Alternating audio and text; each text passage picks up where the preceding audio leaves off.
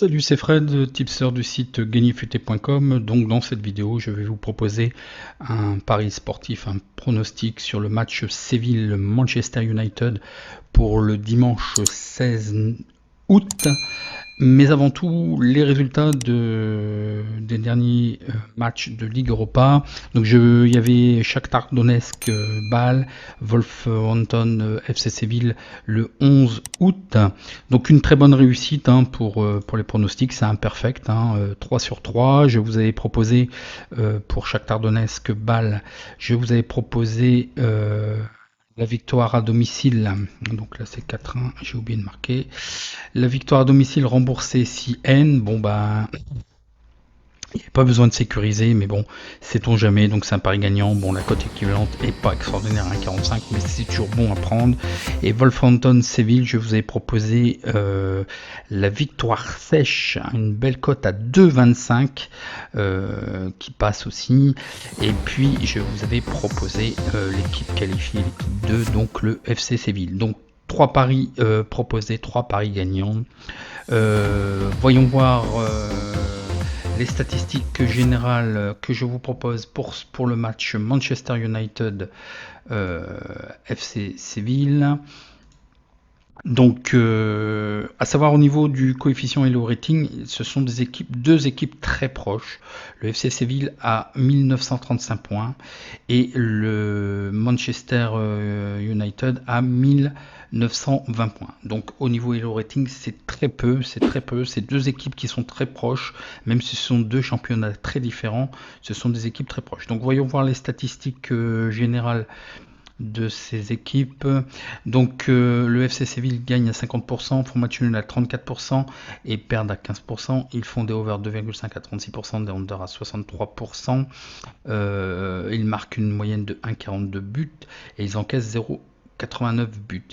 Un profil de rendement sur cette équipe de moins 6,24%. Pour ce qui est de Manchester United, ils gagnent à 47%, ils font match nul à 31%, ils perdent à 21%, ils font des over 2,5 à 42% et des under à 57%. Ils marquent une moyenne de 1,74 buts et ils encaissent 0,95 buts. Un rendement positif de plus 14% sur cette équipe. Donc voyons voir les statistiques particulières que je vous ai trouvées. Donc ça sera un match le dimanche 16 à 21h. Les cotes donc sur terrain neutre, les cotes, le 1 est à 3,10, le match nul à 3,25, la victoire extérieure à 2,40. Donc voyons voir plus particulièrement, donc la feuille de match est assez conforme. Les statistiques. Donc les statistiques, aucune défaite à la mi-temps n'a été trouvée lors des 26 derniers matchs du FC Séville en Ligue Europa. Lors des 26 derniers matchs en Ligue Europa, le FC Séville a réussi à gagner par 2 buts et plus un total de 13 matchs. Le SF Séville sont invaincus dans tous leurs 13 derniers matchs à domicile, donc c'est sur terrain neutre, mais je voulais quand même marquer parce que évidemment c'est notifié comme ça et il faut quand même savoir dans quel sens c'est. Mais bon, là on peut considérer que c'est sur terrain neutre, donc plutôt comme si c'était un match extérieur. Le FC Séville a gardé une carte inviolée lors de chacun de ses 5 derniers matchs de Ligue Europa à domicile. Il n'y a pas eu de défaite pour le FC Séville lors des 23 des 26 derniers matchs de Ligue Europa. Le FC Séville a réalisé une séquence de 9 victoires à la mi-temps et la fin du temps réglementaire lors des 13 derniers matchs à domicile. Dans les matchs du FC Séville, il y a eu moins 2,5 buts lors des 6 derniers matchs de Ligue Europa.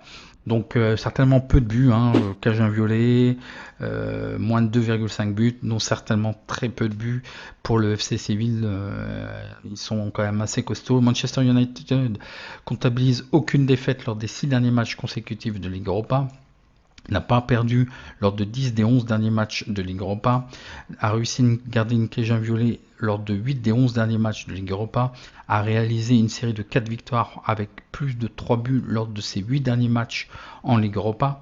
Donc attention, Manchester United concède une moyenne de 0,36 buts en Ligue Europa. Les deux équipes par rapport aux deux équipes, l'équipe qui m'a fait la plus grosse impression, c'est quand même le FC Séville. Je les pense légèrement au-dessus.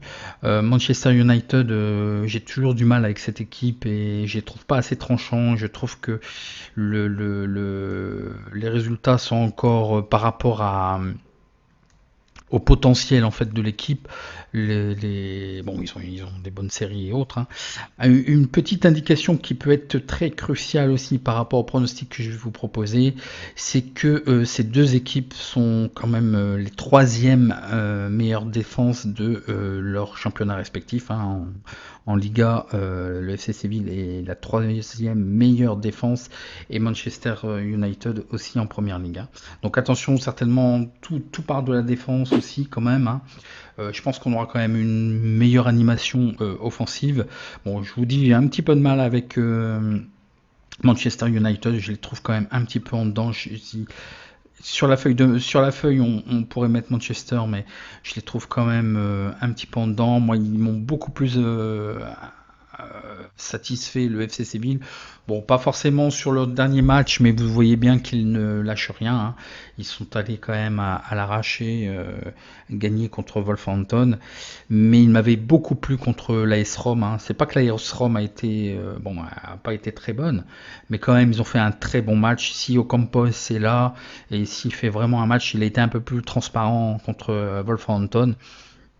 Je pense qu'il peut prendre peut-être l'ascendant, mais de par les statistiques aussi, je vois une certaine neutralité. Donc je vous propose sur ce match ma technique du choix 1, rembourser ses choix 2 avec le match nul sec à 3,25. Donc allez pas mettre votre maison et sécuriser avec un under moins 2,5 à 1,54.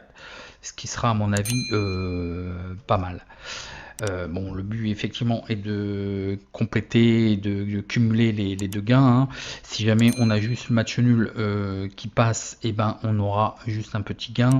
On gagnera 34,19 €, ce qui fait une cote équivalente à 1,14 €. Hein. Je vous expliquerai comment on la calcule. Hein. C'est par rapport à la mise et le gain potentiel. Vous faites le gain potentiel divisé par la mise totale et vous avez une cote équivalente, mais j'y reviendrai, je vais faire une vidéo pour vous expliquer. Pas barré sur le under moins 2,5, donc ça ferait un cumul.